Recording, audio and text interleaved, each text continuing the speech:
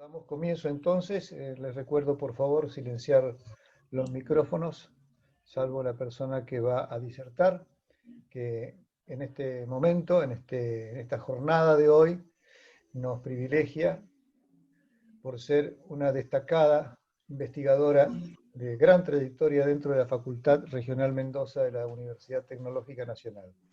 Estoy hablando de la doctora ingeniera Noemí Graciela Maldonado, que hoy nos va a hablar de COVID-19, análisis de riesgo y los desafíos para la ingeniería civil. Noemí Graciela Maldonado es ingeniera en construcciones, egresada de la Facultad Regional Mendoza de la Universidad Tecnológica Nacional. Es especialista en edificación, su patología y control de calidad. Eso se graduó en España. Es especialista en docencia universitaria en la Universidad Nacional de Cuyo. Es doctora en ingeniería, graduada en la Facultad Regional Mendoza de la UTN. Tiene una extensa carrera docente en la Tecnológica de Mendoza. Es directora de posgrado, investigadora y vicedirectora del CEREDETEC. El CEREDETEC es el Centro Regional de Desarrollos Tecnológicos para la Construcción, Sismología e Ingeniería Sísmica. Es una entidad que nos prestigia, que da cuenta cada vez que se nos mueve un poquito el piso, y ella seguramente está ahí atrás del sismógrafo, evaluando para darle a la sociedad la información que merece en esos acontecimientos, más allá de ser una investigadora del tema con muchos años de labor. Entonces la idea de hoy es ver en qué grado nosotros el conocimiento acumulado y evolutivo de la gestión de riesgo de desastre, ¿no es cierto?, encarado desde la vista de un fenómeno natural como es el terremoto, puede servir para interpretar y en su caso gestionar una crisis multifacética que ha disparado el COVID, ¿no? Entendemos que el COVID-19 es una enfermedad asociada con el más reciente coronavirus, el SARS-CoV-2 que le llama, y es producto de las interrelaciones entre los animales y la sociedad, o sea, no es un riesgo natural de los que venimos hablando como tormentas, tornados, sino es un riesgo de origen biológico. Y también vamos a ver cómo desde la ingeniería civil se ha aportado en el país en epidemias anteriores y se puede aportar ahora. Diríamos que si nosotros analizamos el número de muertos, nos estamos encontrando que en este momento, ¿no es cierto?, desde el lunes pasado, las muertes de COVID han superado los 10.000 muertos. Y si analizamos la base de datos oficial del país, que uno la encuentra en el Centro de Investigación de Epidemiología de Desastre, que está en Bélgica, tienen ustedes al pie de la pantalla la página, ¿no es cierto?, a la que pueden entrar. En los últimos 100 años, el desastre más grande que habíamos tenido en número de muertos, de origen natural, como es el terremoto, era el terremoto de San Juan, de 1944, que había producido 10.000 muertos. Es decir, que los terremotos, si nosotros ahí lo vemos que están marcados en color amarillo, son de los riesgos naturales los que más muertos han producido en el país. Pero bueno, el COVID nos ha ganado. Y tenemos que recordar que Mendoza ha padecido el terremoto más destructivo de la historia argentina, en 1861, donde murieron 6.000 de los 18.000 habitantes, es decir, falleció un tercio de la población, y falleció en ese momento, como era un día de Semana Santa y estaban en misa, lo más granado de sus fuerzas vivas. Entonces costó mucho que Mendoza se levantara después de ese terremoto. ¿En qué estamos ahora o qué perspectivas tenemos de terremotos? Si el último que tuvimos en terremoto, el último terremoto significativo fue de 1861, tenemos algunas perspectivas que se han estudiado en la microzonificación sísmica de Mendoza después del terremoto de 1985, y últimamente en el año 2017, UNICIPIO, que junta todos los, todos los municipios del Gran Mendoza, encargó a los españoles un estudio sobre los riesgos de Mendoza, y ellos evaluaron con toda la información actualizada que para un terremoto destructivo con origen en la falla de la Cal, hay una previsión de 4.000 muertos, un 3,4% de la población, con pérdidas por 177 millones de pesos, pensemos que en ese momento el dólar estaba a 17 pesos, y un 34% del valor expuesto, es decir, de los costos de lo que tiene Mendoza.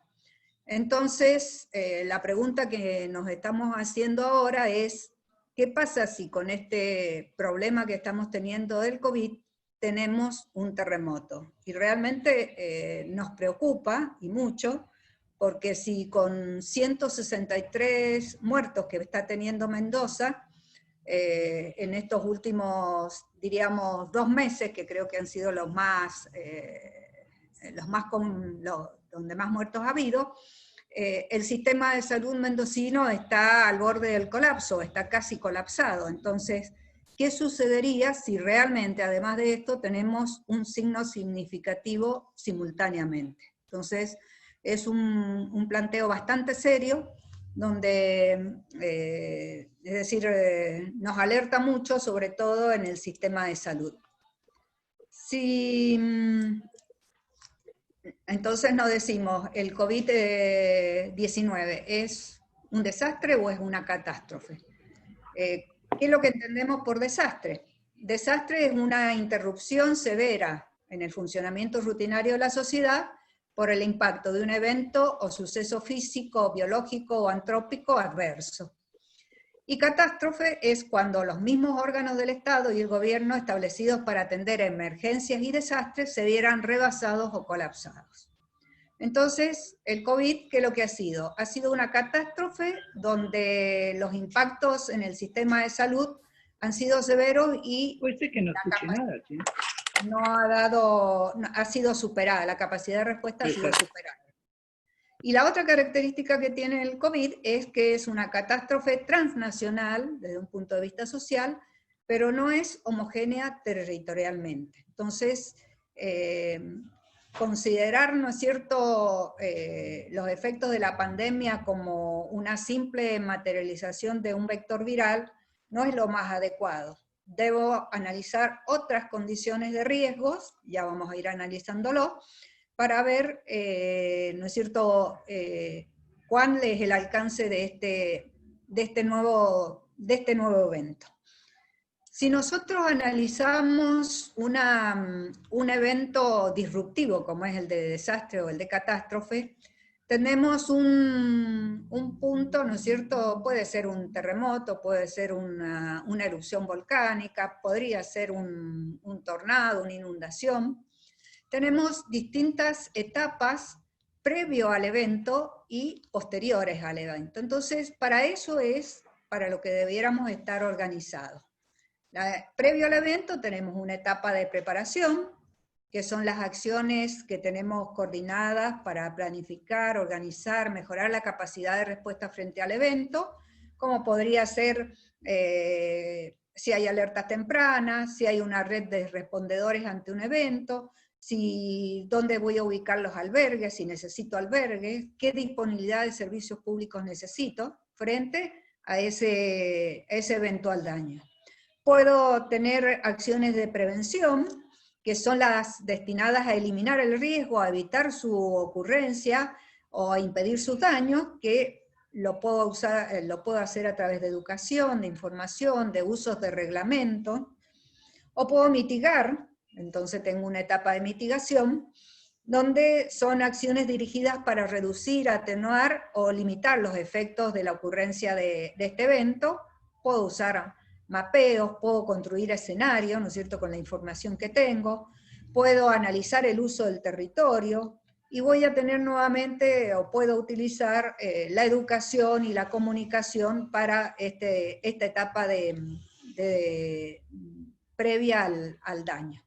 Y ya cuando tengo el daño, ¿qué es lo que tengo? Una primera respuesta, que le llamo el socorro. Habitualmente en Mendoza lo conocemos, bueno, quien da la respuesta o da el socorro es Defensa Civil. No la hemos sentido mucho durante por lo menos en los medios mendocinos, no sé si Defensa Civil ha estado muy presente, que son resolver en lo que está sucediendo. Lo que pasa es que este tiempo del COVID es distinto al tiempo de un terremoto. El terremoto es un momento, un tiempo, y después hay una etapa de socorro y otra etapa de rehabilitación.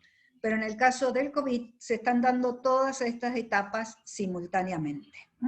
Entonces, si nosotros analizamos desde un punto de vista, diríamos, del léxico, que es el riesgo, vamos al diccionario de la Real Academia Española y tenemos que viene del antiguo riesgo, que tiene que ver el peligro que supone algo, y tiene dos acepciones: una contingencia o proximidad a un daño, y otra acepción, cada una de las contingencias que pueden ser objeto de un contrato de seguro.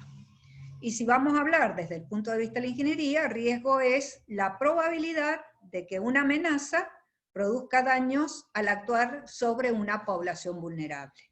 Entonces, para una compañía de seguro, un riesgo es una posibilidad de que ocurra un suceso futuro e incierto, ajeno a la voluntad de las partes y generador de un daño. Pero ya hablando un poco más de lo que es el riesgo sísmico y de lo que estamos analizando, ¿no es cierto? Hay un libro que tienen al pie las referencias de Peter Bernstein, que dice que la idea revolucionaria que delimita la frontera entre los tiempos modernos y el pasado es el dominio del riesgo. La noción de que el futuro es más que un capricho de los dioses y que los hombres y las mujeres no están pasivos ante la naturaleza.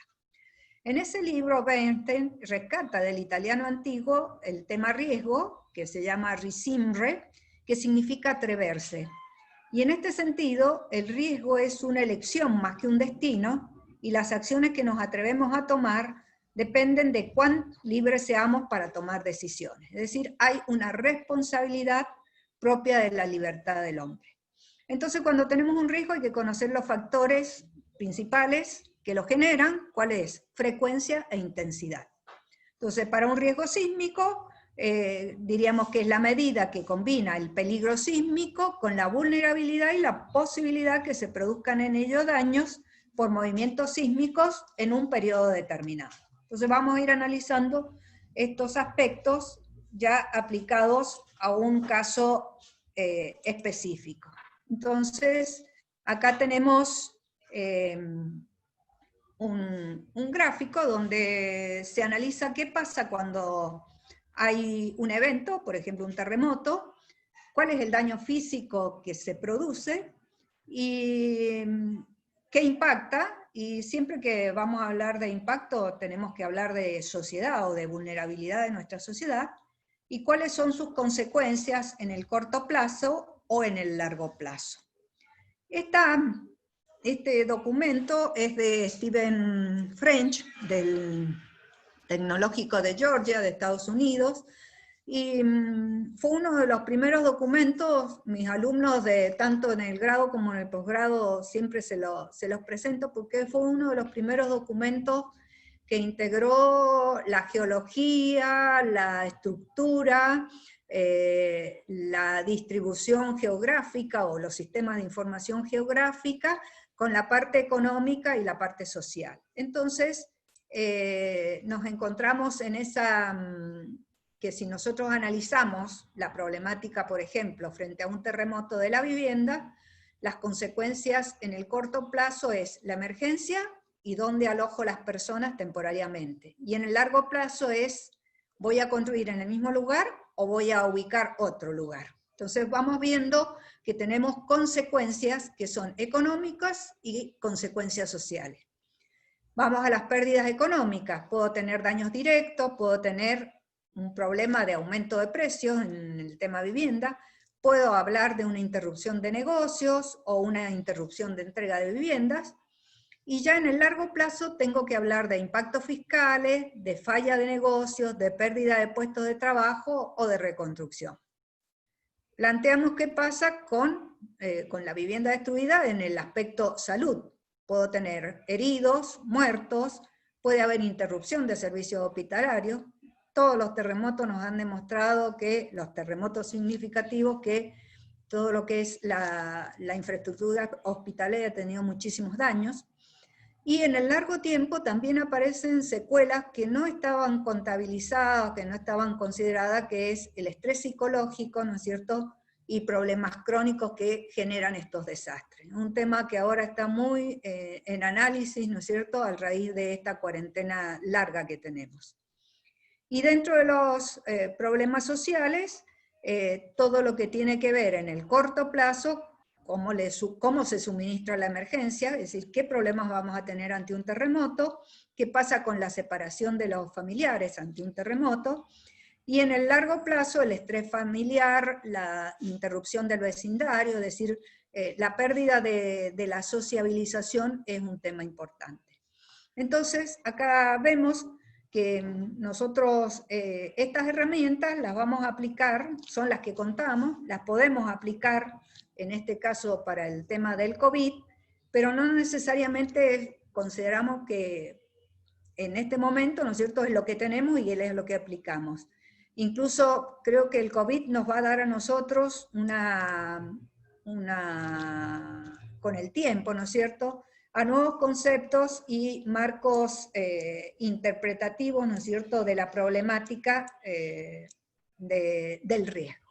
Entonces, si nosotros vamos al análisis del riesgo en sí, ¿no es cierto?, desde el punto de vista de la ingeniería, diríamos que el análisis de riesgo es un campo complejo que requiere conocimiento y experiencias especializados, pero también requiere sentido común, que muchas veces es el más ausente de todos los sentidos. Y no solamente es un campo científico puro, sino que necesariamente va a incluir juicios sobre cuestiones de la inclinación por el riesgo, es decir, cuánto es el riesgo que el hombre adopta en esa condición de libertad, o el gobierno adopta, ¿no es cierto?, y cuál es la estrategia para gestionar esa condición de riesgo. Y en este caso, siempre lo deseable es que el proceso sea lo más completo, coherente, transparente y accesible posible. Si un riesgo no lo podemos entender o no lo podemos explicar adecuadamente, es difícil, ¿no es cierto?, que los responsables políticos, las empresas, las personas tomen decisiones racionales. Entonces, hay que explicarlo muy bien.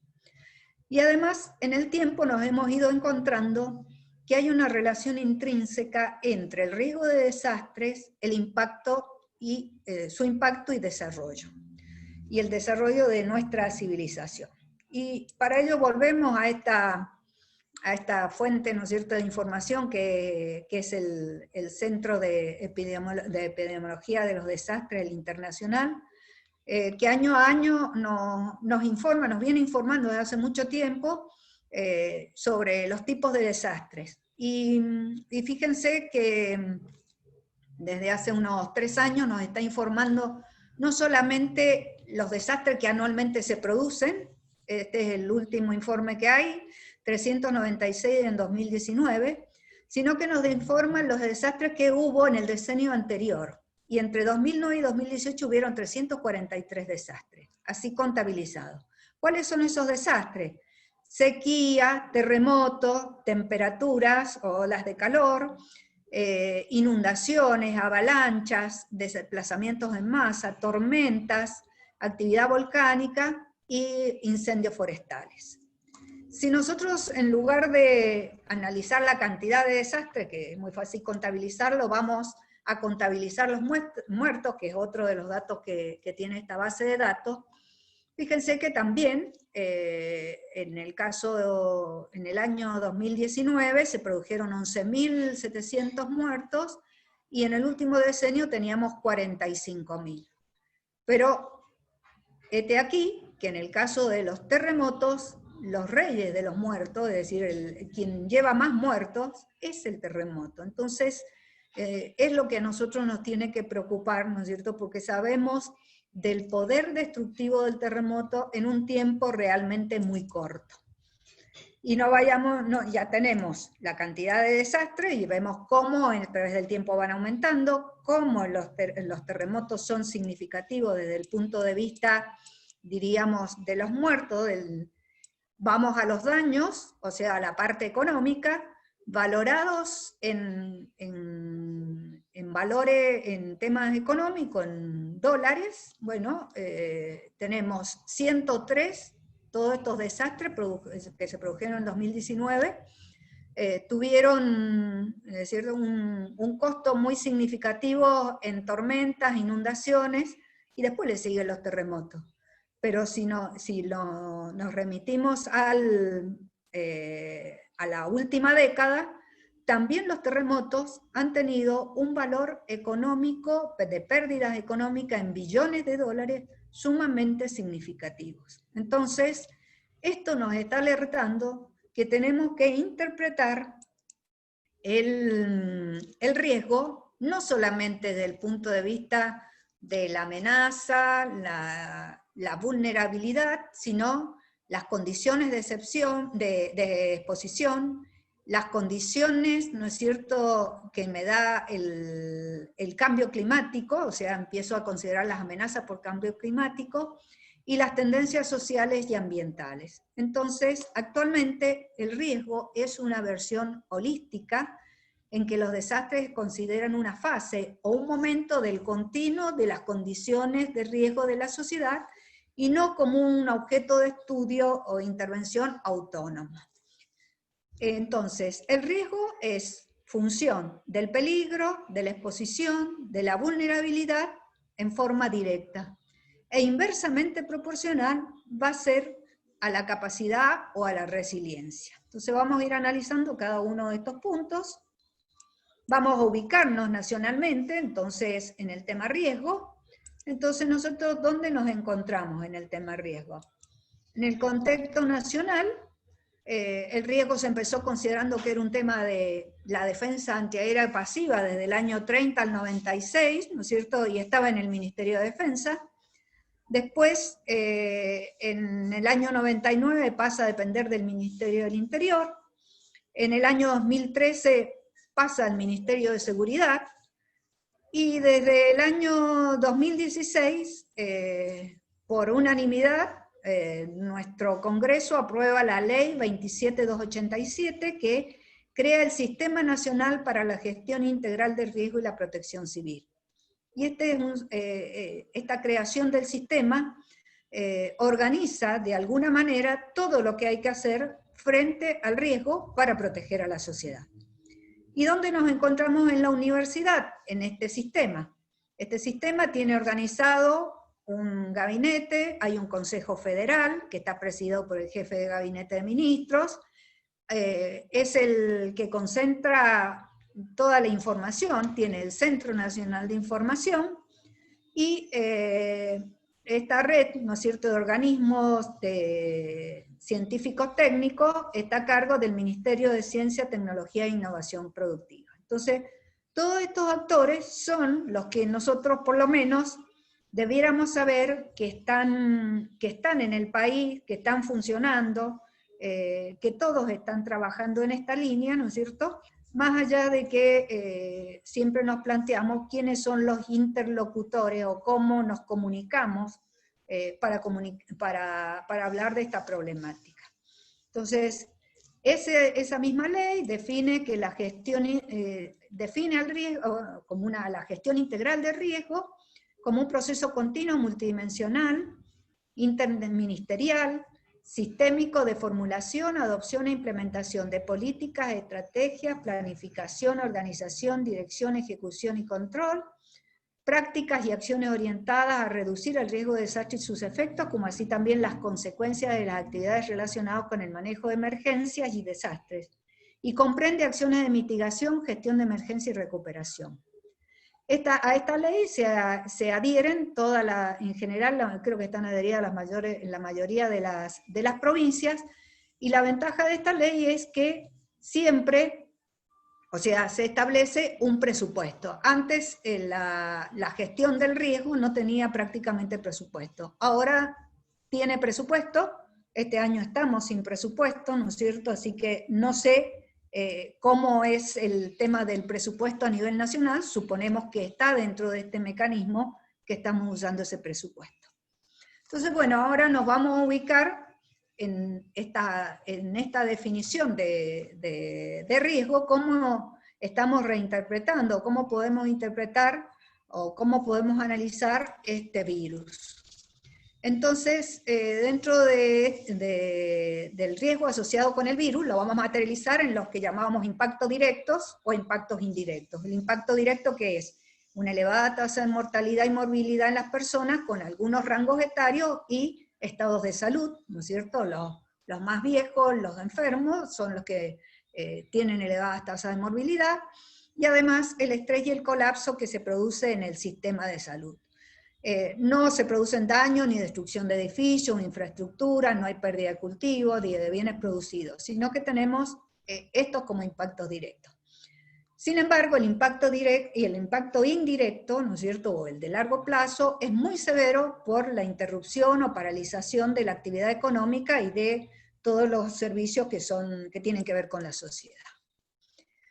Y a diferencia, ¿no es cierto?, de estos desastres de base físico-natural, socio-natural o de tecnológico, los impactos indirectos no son consecuencia de los impactos directos, es decir, de los muertos, sino que son resultado de las políticas de la gestión del riesgo adoptados por los distintos países y las decisiones que toman los gobiernos para enfrentar este riesgo sanitario.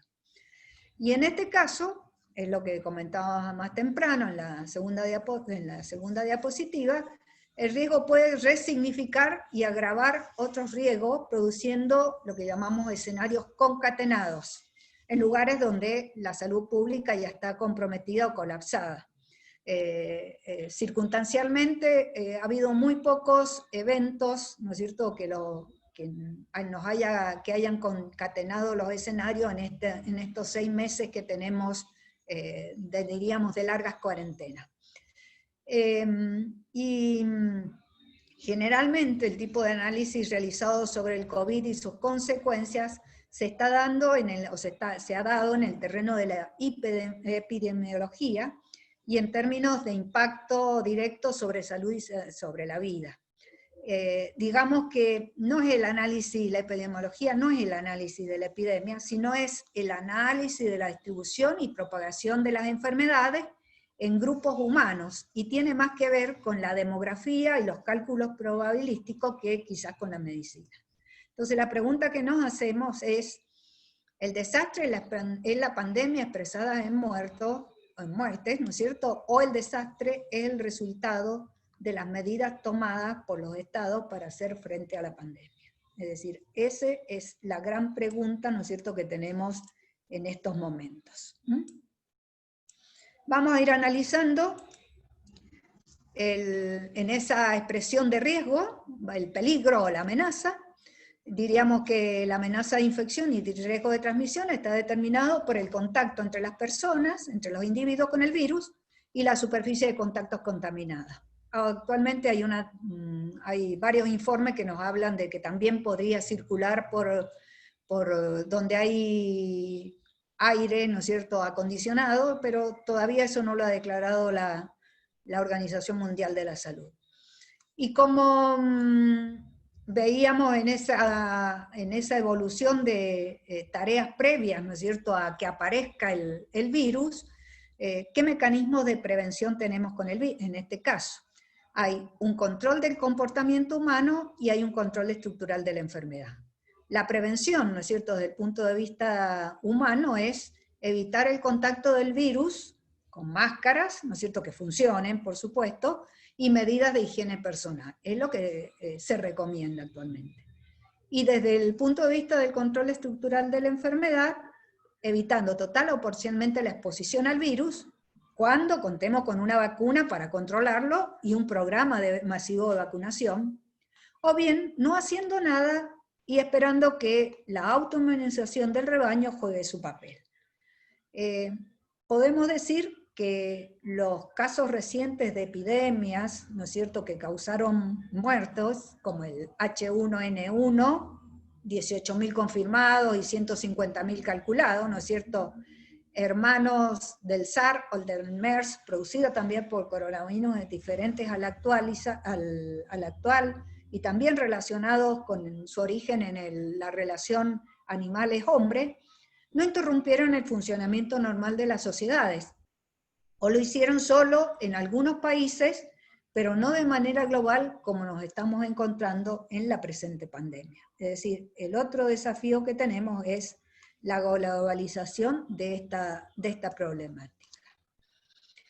También hay factores socialmente construidos que configuran la amenaza de infección, y esto tiene que ver con el comportamiento de las personas, ya vamos a volver sobre ese tema, con una velocidad de expansión territorial que guarda relación con, diríamos, el origen, el posicionamiento, donde nace este virus, que nace de China, dentro de una economía global y con un importante flujo de viajeros, ya sea por vía aérea, por turismo o por negocios. Entonces tenemos una velocidad de expansión territorial que nunca se había producido.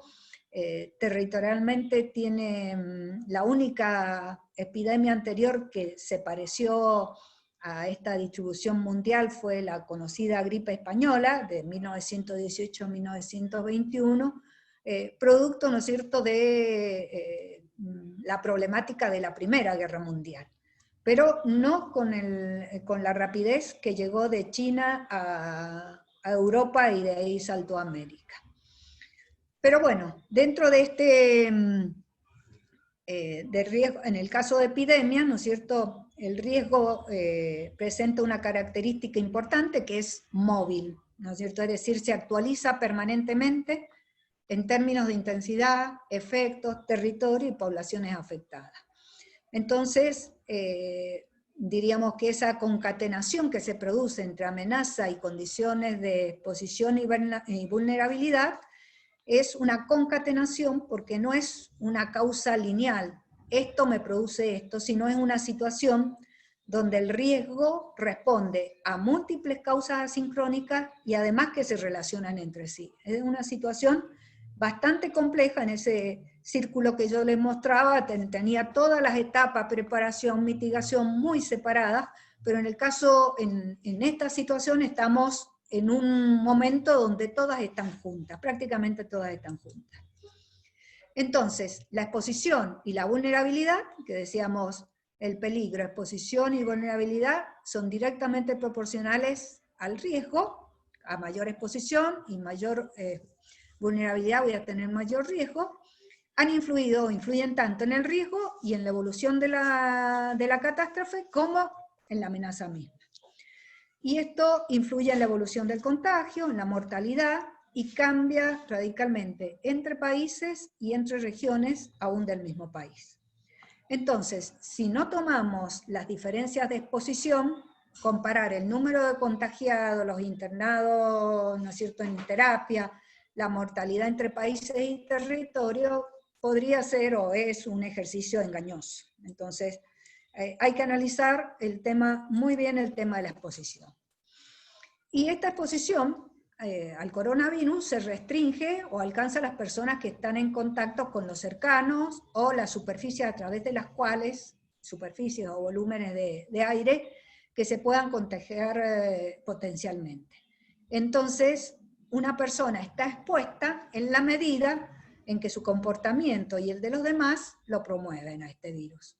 Entonces el virus no tiene maneras independientes de propagarse, pero su territorio de exposición es ilimitado, igual que la magnitud del desastre, diríamos. Pero también esta exposición va a depender de la estructura territorial de la sociedad y de sus patrones sociales y culturales.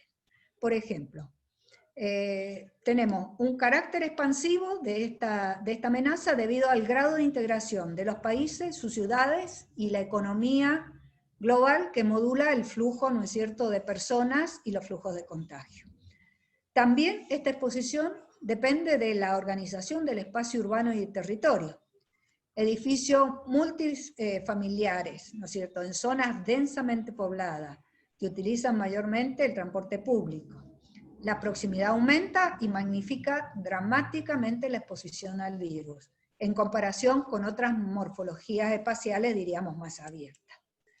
Para reducir la exposición, la principal estrategia es el distanciamiento social mediante confinamiento y cuarentena, además de la reducción de contaminación directa e indirecta con la práctica de acciones de higiene personal y colectiva.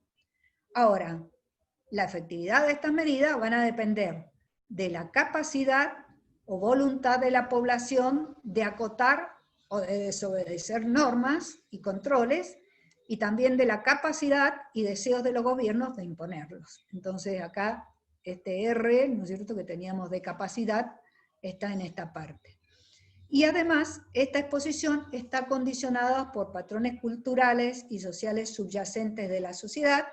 Estamos acostumbrados, ¿no es cierto?, los latinos somos muy familiares, nos gusta abrazarnos, los europeos, los nórdicos, no lo hacen, entonces, bueno, tenemos distintas culturas, y entonces eso influye en el tema de exposición. Entonces, el otro valor que teníamos dentro de esa expresión de riesgo tiene que ver con la vulnerabilidad. Y existen para la vulnerabilidad distintas formas, metodologías, instrumentos para conocer de manera cualitativa y cuantitativa la vulnerabilidad a la que se encuentran expuestas las comunidades o los sistemas expuestos antes que ocurra un desastre.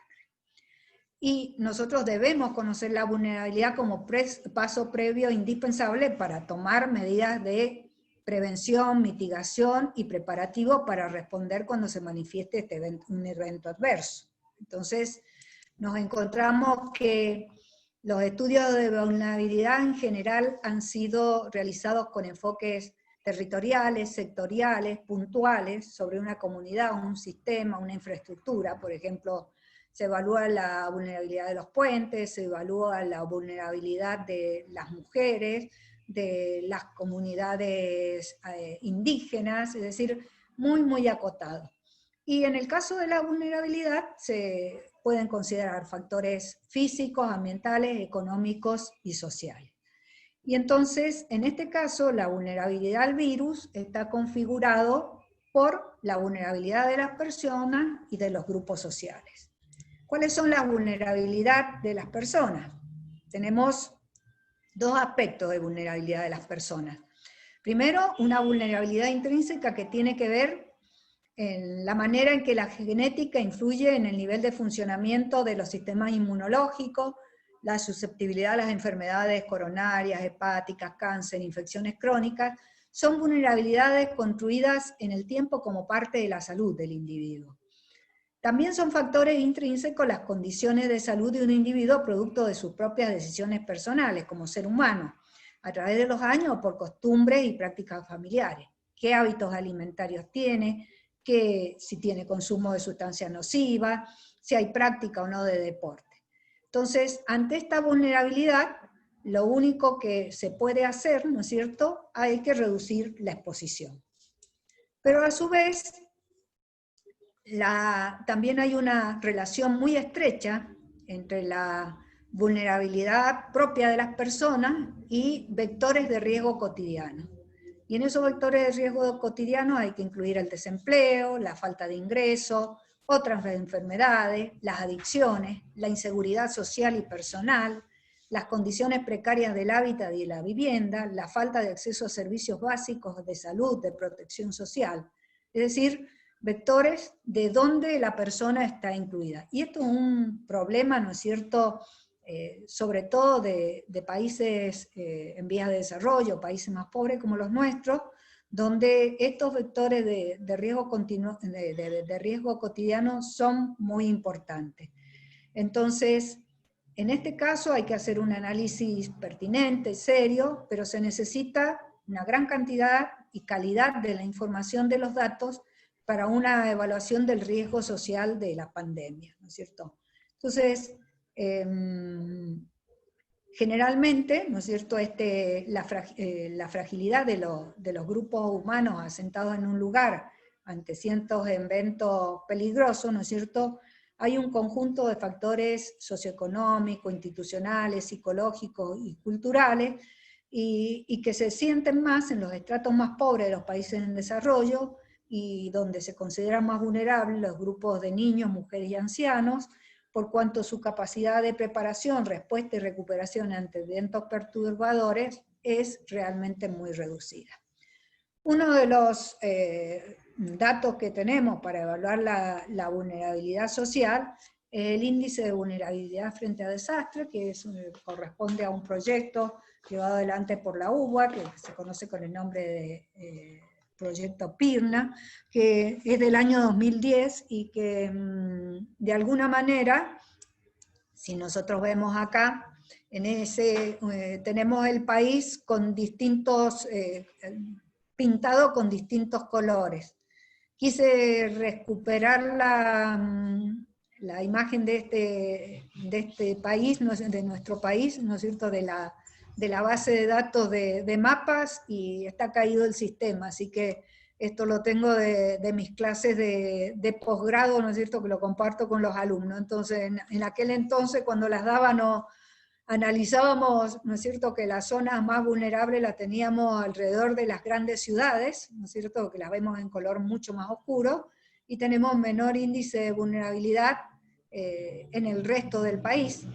Pero hay que establecer con qué pautas se evalúa ese índice de vulnerabilidad social ante desastres. En el caso del proyecto PIRNA, se evalúan educación, salud y demografía, condiciones habitacionales y condiciones económicas. Y dentro de esas condiciones, por ejemplo, habitacionales, se evalúa si hay vivienda y si hay servicios de agua y cloaca, y dentro de las condiciones económicas, si hay desocupación, el nivel educativo del jefe del hogar, si hay hogares monoparentales. Entonces, de esa manera se ha elaborado este mapa, ¿no es cierto?, que estaba disponible en esa dirección electrónica, ¿no es cierto?, pero que ahora está caída. Y de ese mismo mapa rescataba la condición de la situación de Mendoza, y fíjense que el Gran Mendoza es el que figura, ¿no es cierto?, como la zona que tiene mayor riesgo de vulnerabilidad social, y en el sur San Rafael.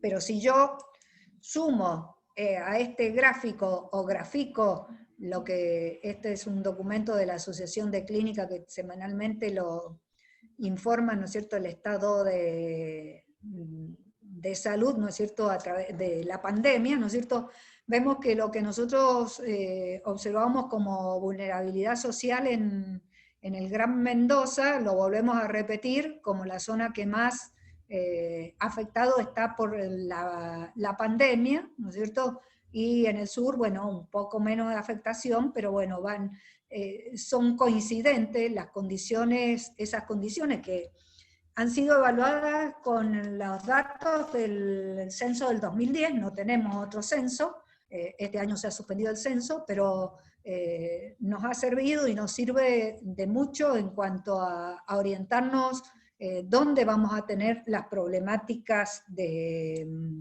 vulnerabilidad social y de que el COVID va a afectar más fácilmente. Y eso sin sumar, ¿no es cierto?, que nosotros debemos hacer una alerta sobre la limitada capacidad que están teniendo, que tienen los sistemas de salud, que existen en todos los países, para atender un desastre de esta magnitud, combinada con otro riesgo natural, como es el caso de los terremotos.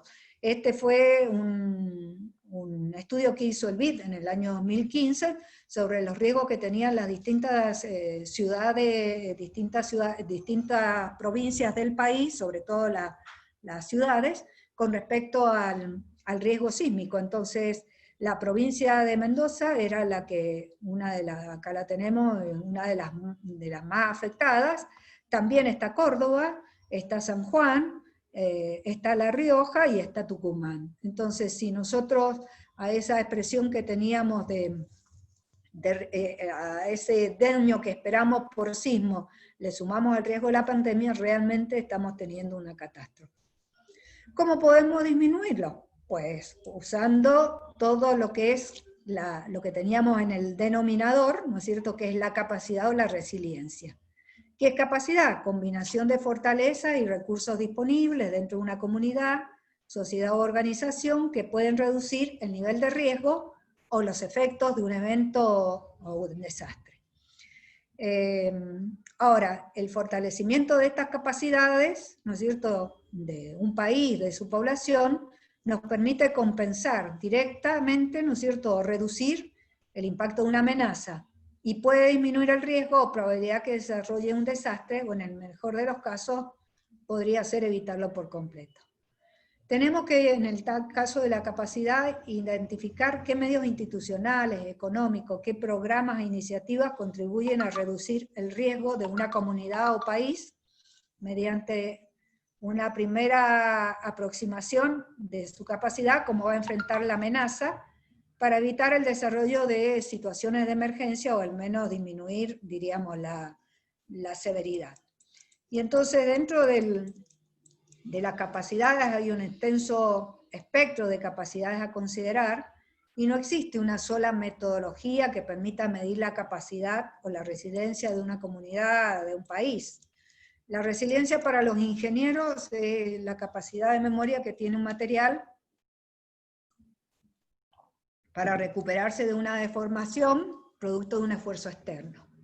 Y lo que tenemos en la ley que les comentaba anteriormente sobre riesgo de desastre, es la capacidad que tiene una comunidad, una sociedad o un ecosistema de absorber los impactos negativos producidos o de recuperarse una vez que se haya ocurrido una emergencia o desastre, y permite el fortalecimiento a través de la adquisición de experiencia para disminuir la propia vulnerabilidad. En muchos casos, las sociedades han descubierto que tienen capacidades, sobre todo nosotros acá los mendocinos, nuestra resiliencia frente a los terremotos ha sido muy significativa, nos hemos podido recuperar y crecer a pesar del daño que nos han producido los terremotos. Entonces, nuestra sociedad mendocina es una sociedad, diríamos, muy resiliente y sobre todo también, en ese sentido, tiene mucha empatía, ¿no es cierto?, con estas situaciones donde hay que colaborar, hay que prestar colaboración para un problema. Nos encontramos a nivel internacional dentro del marco de Sendai, que para la reducción del riesgo de desastre, que establece algunas prioridades de acción, ¿no es cierto?, y donde para este marco internacional, que todos los países de una manera u otra han adherido, y han adherido porque de alguna forma se ha comprendido, se está comprendiendo el riesgo de desastre. Hay que fortalecer la gobernanza de este riesgo de desastre para gestionar dicho riesgo. Hay que invertir en la reducción de riesgo de desastres para lograr resiliencia, y hay que aumentar la preparación para casos de desastre a fin de dar una respuesta eficaz y reconstruir mejor en el ámbito de la recuperación. Entonces, uno de los temas muy importantes en este tema de resiliencia es el tema del manejo de la comunicación. También a nivel internacional, ISO sacó la norma 31.000 sobre manejo del riesgo, y en esa norma que en general, en un primer momento, dentro de la familia de las normas ISO, la ISO 9000 también ha incluido a partir del 2015 el tema riesgo, ¿no es cierto? El manejo del riesgo, más allá de todo, establecer todas las pautas de riesgo, todo el análisis de riesgo que se deben hacer a nivel de una empresa, de una institución, de una sociedad, implica dos aspectos importantes: la comunicación y la consulta en forma permanente a esa evaluación de riesgo, y por otro lado, el seguimiento y control o monitoreo de lo que está sucediendo. Es decir, no podemos hablar de análisis de riesgo si no lo comunicamos adecuadamente y si no controlamos o monitoreamos qué pasa, ¿no es cierto?, con respecto al riesgo y todas nuestras acciones. Entonces, una persona que siempre invito a los cursos de posgrado para que nos hable de comunicación, que es Gloria Braschi, que trabaja en el tema, que es periodista y que a su vez ha trabajado mucho en el tema de comunicación del riesgo.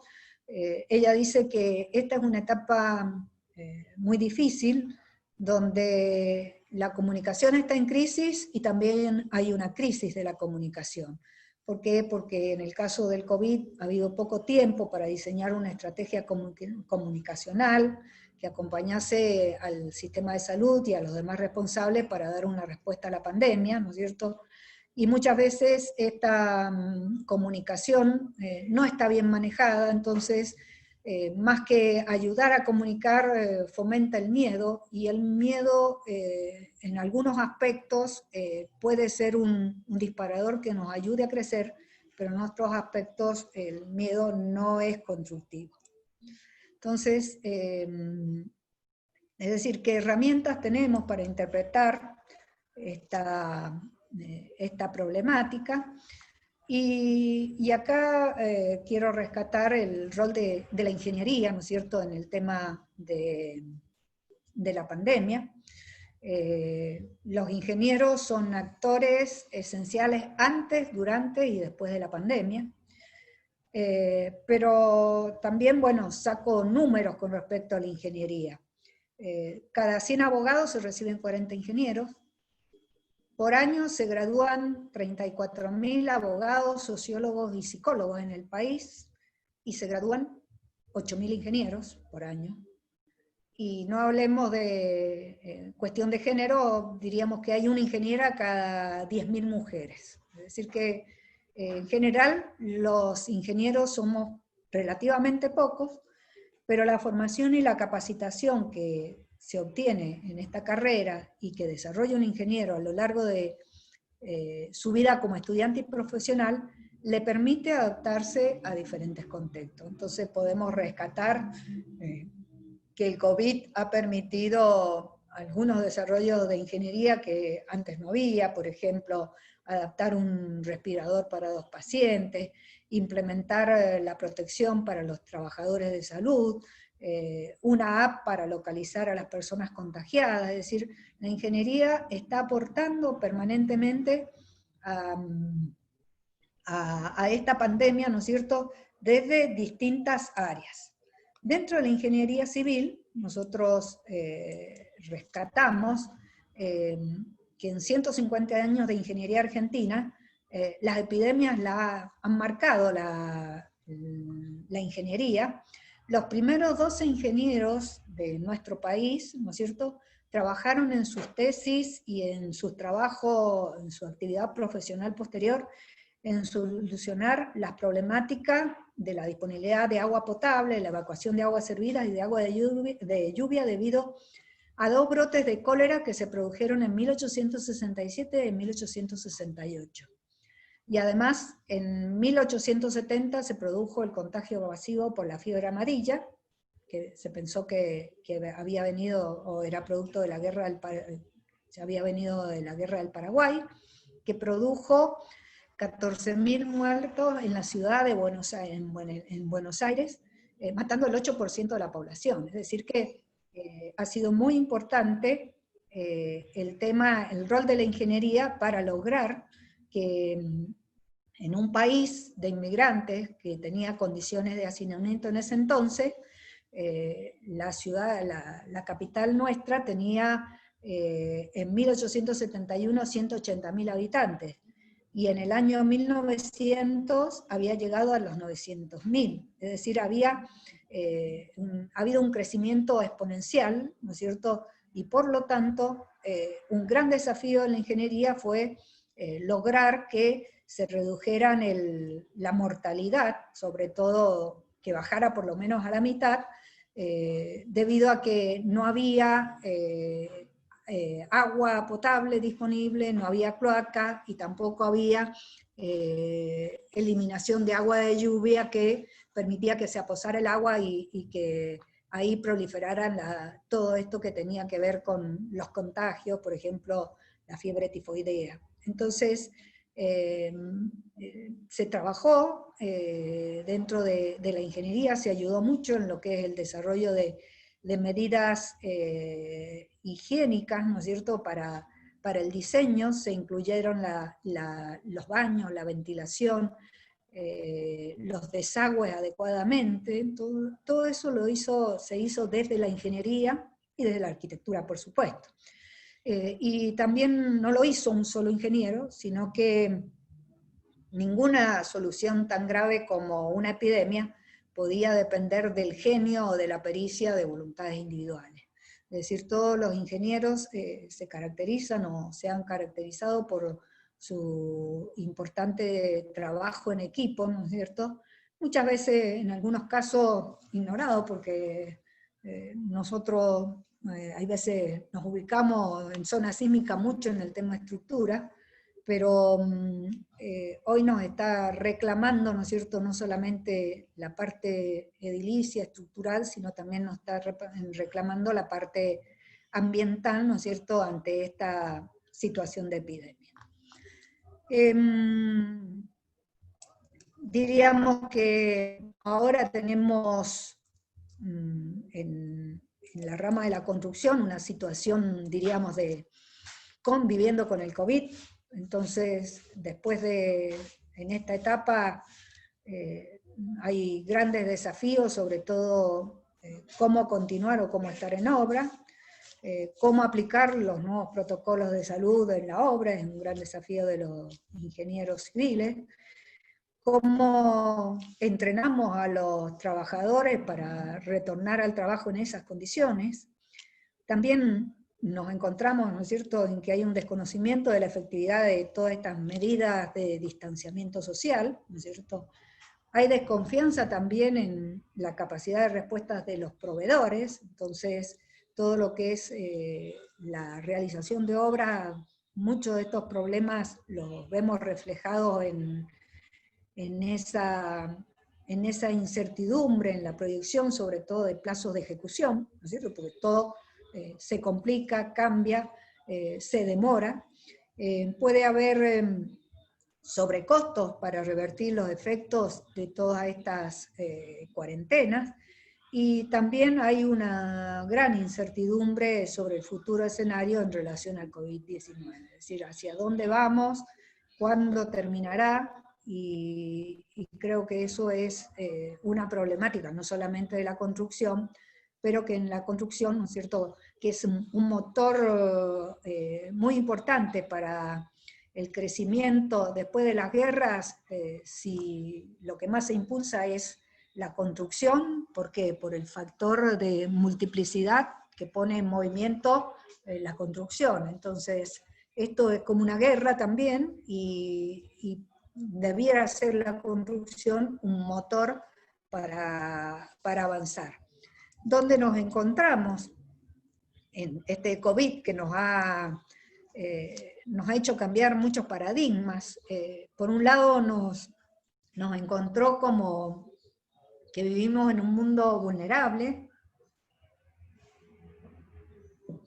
y como tales los seres humanos tenemos nuevas necesidades, generamos nuevos hábitos, entendimos, ¿no es cierto?, la importancia de elegir de cómo vivir cada día, y también de alguna manera, sobre todo en las grandes ciudades o en las ciudades, hay tendencias que, diríamos, esta pandemia aceleró, entre ellos, por ejemplo, el teletrabajo. Si bien antes de la pandemia ya se hablaba del impacto de la tecnología en el trabajo y el futuro del empleo, en muchos lugares parecía algo lejano, y sin embargo de la noche a la mañana apareció el teletrabajo.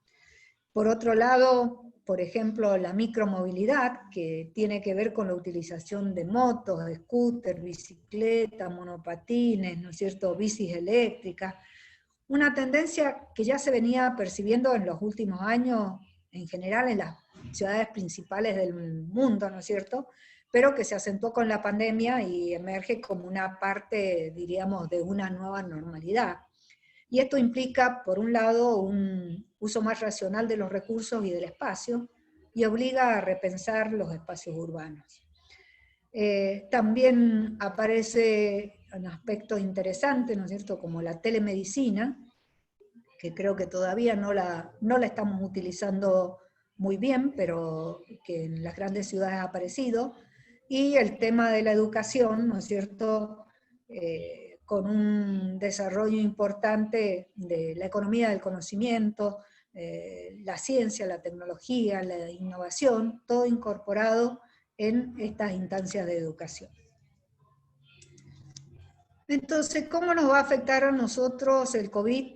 ¿No es cierto? Porque los ingenieros construimos. Entonces, esta pandemia nos ofrece un impulso global para lograr lo que llamamos la construcción sostenible, debido a que la forma lineal de economía basada en tomar, producir, usar y descartar ya no es sostenible. La revista The Economist menciona que el COVID-19 ha demostrado que las bases de la propiedad son precarias, y que ahora hay que aplanar lo que llamamos la curva del cambio climático. Teníamos el desastre que siempre se ha hablado durante mucho tiempo del cambio climático y que también se ha ignorado bastante, nos está indicando que puede surgir sin previo aviso, cambiando la visión de la vida y sacudiendo todo lo que nos parecía estable. Entonces, nosotros en construcción tendremos que utilizar indicadores que los teníamos mencionados nomás en la construcción sostenible, sobre la energía, sobre la emisión de los gases de efecto invernadero, el agua, los materiales. Yo siempre le digo a mis alumnos que en tecnología del hormigón, y donde el cemento siempre es el que más contamina o el que le aporta al CO2 muchísimo por su fabricación, que somos parte del problema, pero también tenemos que ser los ingenieros parte de la solución. Entonces, en esta construcción sostenible, el manejo de los materiales más amigables con el medio ambiente, con menor índice de contaminación, son muy necesarios. Y además, esta necesidad de integrar indicadores de salud, indicadores socioeconómicos, ¿no es cierto?, que vamos a tener que empezar a integrarlo. Tenemos que repensar conceptos sobre la densificación urbana, o nos planteamos si vamos a seguir haciendo lo que veníamos haciendo, los negocios como siempre, una vez que pase la pandemia, ¿no es cierto? Entonces, vemos todavía mucha inercia en ese sentido. Las ciudades, ¿no es cierto?, en todas sus facetas, ¿no es cierto?, suponemos que van a experimentar un gran cambio, y habrá que centrarse en un desarrollo más inclusivo, en la calidad de los espacios urbanos, en la calidad de nuestros centros de salud, o hospitales, por ejemplo. Los arquitectos, la arquitectura deberá analizar en profundidad la densidad urbana y el papel del espacio público para replantear cuidadosamente la infraestructura y la estructura de las ciudades. Es decir, el COVID nos ha demostrado que esta densificación o este aglomeramiento que sugerían en general todos los estudios, ¿no es cierto?, para no tener que hacer infraestructura en distintos lugares, nos está indicando que, bueno, esa aglomeración ha sido nociva. Entonces, bueno, vamos a seguir con este mismo diseño. También diríamos que la pandemia nos ha mostrado la importancia de los vecindarios en la vida diaria de los habitantes, sobre todo para la provisión de productos y servicios. Entonces, bueno, nos encontramos que a lo mejor algo de eso va a haber que cambiarlos, y los ingenieros, muchos de ellos trabajan en planificación, tienen que ver con el transporte, tienen que ver con el diseño de las vías de comunicación. Entonces hay importantes desafíos que la ingeniería civil va a tener que enfrentar. Entonces, la importancia de la relación urbanización-habitante va a haber que rediscutirlo, es decir, estamos hablando de cambio de paradigma, en especial en zonas periféricas, ¿no es cierto?, a las grandes ciudades. ¿Qué vamos a hacer con todo lo que tenemos en las periferias? Y también, desde el punto de vista de la investigación y desarrollo de la ingeniería, va a tener que replantear el tema de los materiales, sobre todo los utilizados en la infraestructura de salud. Entonces va a haber que desarrollar nuevos materiales, sobre todo en función de estos niveles de contaminación que tenemos. También los arquitectos, los planificadores, muchas veces los ingenieros que trabajan en el ordenamiento territorial van a tener que repensar ciertos preceptos o cambiar de paradigma. Sin duda que nos vamos a replantear el tema de las instalaciones educativas o las oficinas, si van a mantener sus funciones, sus formas, si van a tener que adaptarse a una oficina hogar, o vamos a tener que incentivar el aprendizaje a distancia. Entonces, tenemos esas problemáticas que dentro de la ingeniería civil los vamos a tener respondiendo. Entonces, diríamos que otro aspecto que la pandemia nos ha obligado a ver más rápido es el uso de tecnología de punta, sobre todo en hablamos de modelado de la información de la construcción, que lo llamamos Building Information Modeling, es decir, que nos permite trabajar en forma virtual, ¿no es cierto?, un diseño de un edificio, trabajarlo en la nube y después modelarlo, incorporarle toda la información, llevarlo a la obra. Entonces hay temas que vamos a tener que empezar a incorporarlo.